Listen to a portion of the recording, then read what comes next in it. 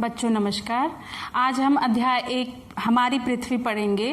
पृथ्वी आपने सबने देखा है। पृथ्वी मतलब कैसी है? हमारी संरचना में गोल है।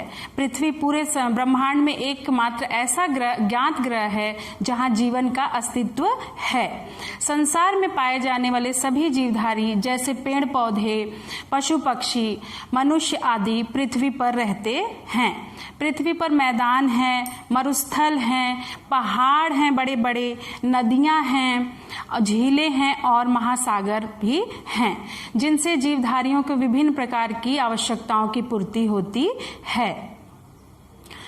बच्चों, क्या आप जानते हैं कि पृथ्वी खोखली है अथवा ठोस है? आज हम बताएंगे कि पृथ्वी कैसी है।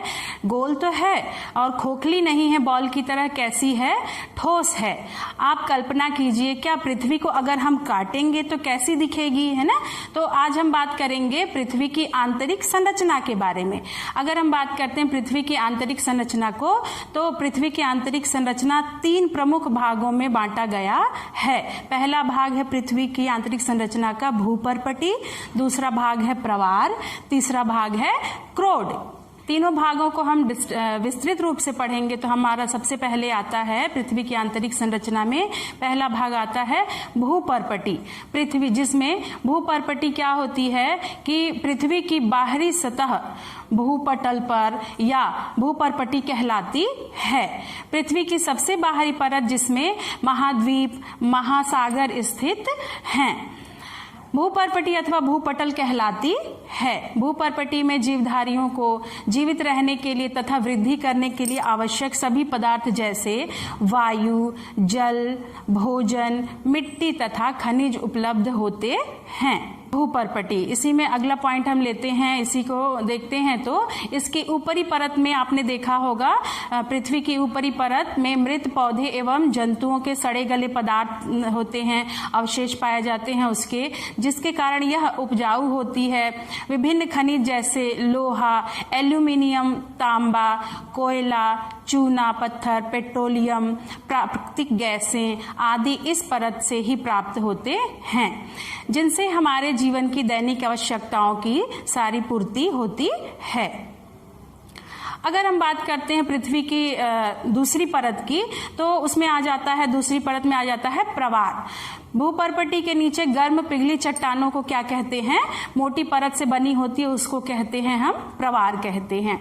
यह पृथ्वी की मध्य परत है। इसमें पिघली हुई चट्टानें विभिन्न गैसों सहित पाई जाती हैं। अगर हम आगे चलते हैं तो पृथ्वी की आंतरिक संरचना में तीसरा भाग की बात करते हैं, तो यहाँ पर हम आ जाते हैं बेटा क्रोड। प्रवार के नीचे अर्थात पृथ्वी का सबसे भीतरी भाग क्या कहलाता है? क्रोड कहलाता है। यह भाग प्रवार से भी अधिक कैसा होता है? गर्म होता है।